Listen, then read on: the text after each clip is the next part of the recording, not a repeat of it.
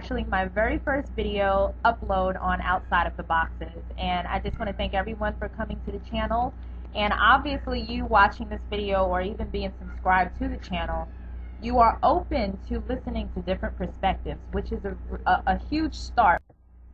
Now, what I want to start off talking about is philosophy change when it comes to wealth creation. And wealth is something that most people don't necessarily talk about. It's not the main topic in conversation, or in most cases, some people are actually a little afraid and intimidated of the term wealthy. Now, my first encounter with the start of my philosophy change was from a very special person to me. They actually introduced me to an audio and a book.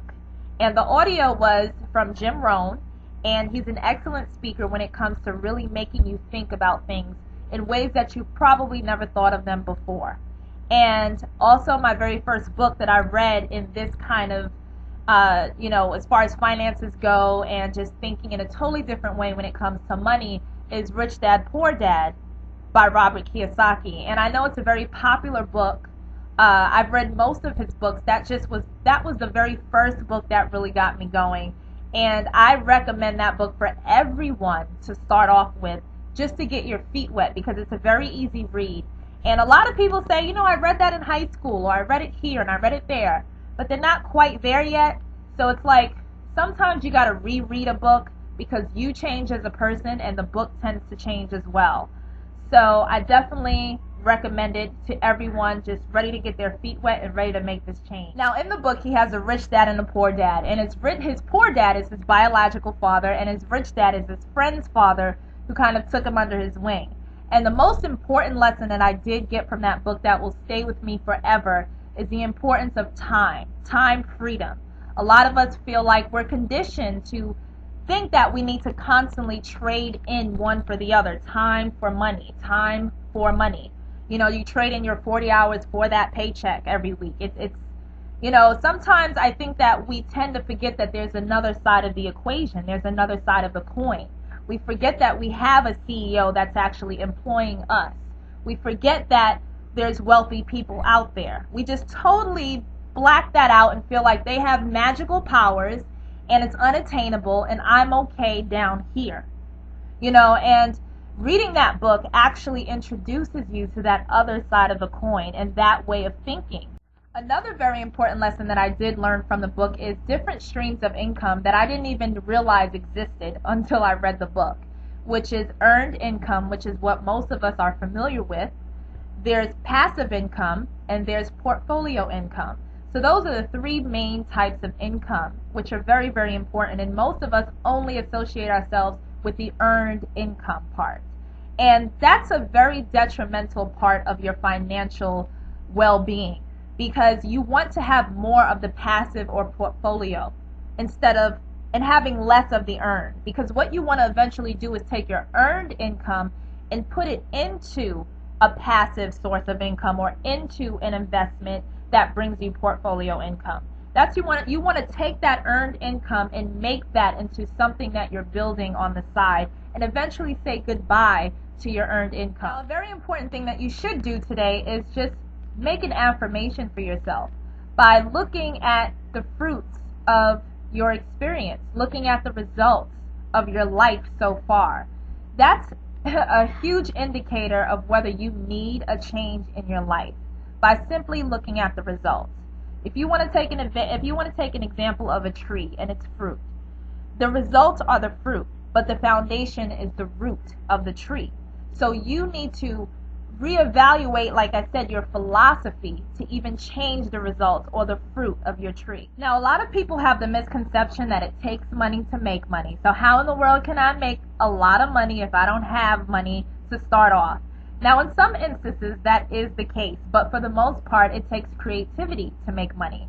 And there's a very important story that stuck out to me in Robert Kiyosaki's book, where his first job was at a comic book store.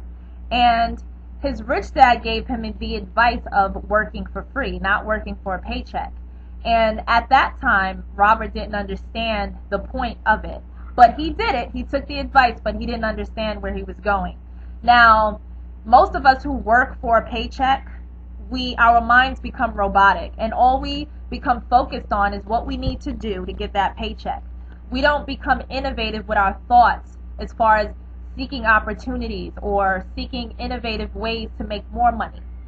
So that kind of stumps the growth, I guess, to become innovative when you're just constantly working for that paycheck.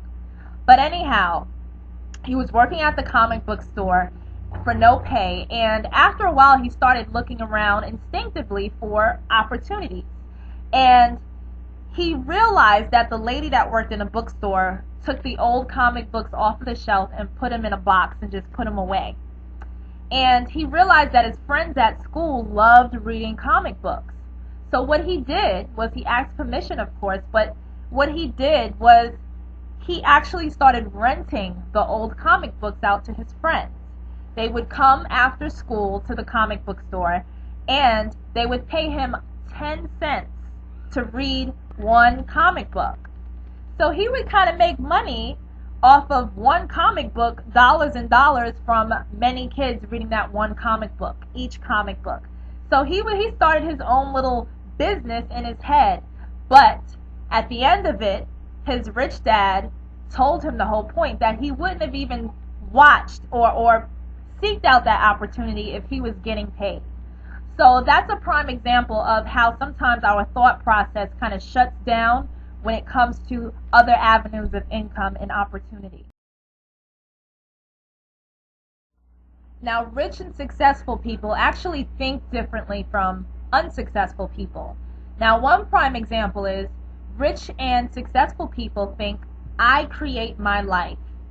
And unsuccessful people think, life happens to me. So there's a huge difference in that kind of thinking already. And unsuccessful people, they usually tend to play victim. They tend to justify certain things. They tend to complain about what's going on with them. And they just don't take responsibility for what's going on in their life. It's always something outside of them. It's the economy. It's my boss. It's my wife or my husband. Or, they blame others for their failures. And that's a very important part, that you just need to understand that you need to take responsibility for what your results are. Even when people start to justify certain things, there's even an example where someone would say, oh, money is not that important to me. It's not that important anyway. But if you said that your wife wasn't important, or if your husband wasn't that important to you anyway, do you think that they'll stick around any longer? Do you think that it would be a while before they're gone out of your life? So when you feel that something is not important to you, like money, why should money stick around? Why should money even come into your presence if you feel and you're putting out there that money is not important anyway? So the justifications kind of hinder you actually getting it. Rich and successful people also think in abundance. They think, I can have it all. There are no limitations in their thought process. Unsuccessful people, however, they feel that they have this either-or mentality. I need this or that, and they set limitations on themselves. And I even made a video on my other channel about money buying happiness and all of that, and there was a little debate about that. But it's like, a lot of people feel like, I'd rather be happy than be rich, or I'd rather have love in my life than be rich. And they're not understanding that you're putting a limitation on yourself. Me, personally, I want to be happy and rich. I want love and riches. Why can't you have both? That is the difference between the thought process of someone who thinks in abundance and someone who doesn't. It's almost like saying, I'd rather have my arm than my leg. Both of them play a vital part of you needing both of them. So why choose between your arm and your leg if you don't even have to? Now, another difference in thought that I actually got from Secrets of the Millionaire Mind is rich and successful people, they play the money game to win. And broke people, they play the money game not to lose. Now, if you look at both of those statements very, very closely, you will see that there's a huge difference in thinking, even though they're along the same lines, playing to win and playing not to lose. However, it's a huge difference in a person's experience and results. The thinking to, I want to play to win, is an offense way of thinking, and I'm playing not to lose is a defense way of thinking. And it's very rare that a team wins a game in defense. So a lot of broke people, they start to worry or focus on how can I deal with less? How can I budget on less? How can I live my life on less? Instead of kind of switching it and saying, how can I gain more? It's very simple. It's a simple switch, but it really takes that philosophy change to continuously think that way. Now, in the middle class way of thinking, the intentions there is usually, I want to be comfortable. I want to be comfortable. Even the broke people kind of say, I want to get to a point where I am comfortable. So usually that's the middle class way of thinking and a broke way of thinking. But in reality, if you truly want to become wealthy, comfortable does not lead to riches at all. In fact, being comfortable is kind of like the hindrance of becoming rich. Because to become wealthy and to get all of that abundance that you want to strive for, you got to start out with being totally uncomfortable. Because you got to remember that 99% of the population is poor. Poor, not rich. So people around you are not going to think like you. That in itself is very, very uncomfortable. Trust me, I know. So, I mean, I'm not judging saying that being comfortable, having that kind of goal is a bad thing. It's saying I'm just talking to the people who want more. Another famous quote from Secrets of a Millionaire Mind is, it's not that your goals are too high and you miss them, it's that your goals are too low and you reach them. You know, some people even say, you know, becoming wealthy or rich or investing in, you know, all of that stuff that is not necessarily common is too risky. It's too risky to do something like that. But you know what I think is risky? I think relying on a company pension is risky, because me knowing the stuff that I know, that the company that insures pensions is bankrupt.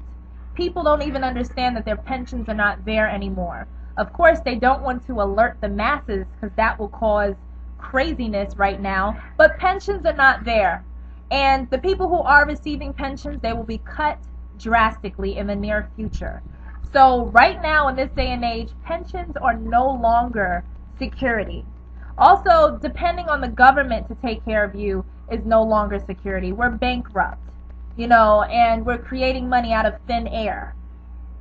No one understands where that money actually comes from. They just want that entitlement. That's an entitlement mentality. When you feel like someone has to take care of you. They have to. So as long as you stay in that entitlement mentality, then that's very, very risky, because anyone at any second can take that away from you and you will be doomed. So in conclusion, I'm really talking to the people who want more in life. And if you feel like you're not at a certain point in your life where you want to be, then maybe you need to just change your thinking or perception and just venture off into other ways of thinking to possibly change that result. Thanks for watching, everybody, and I look forward to having more conversations, more videos on so many different topics, and I hope you enjoyed it, and I'll see you in the next video.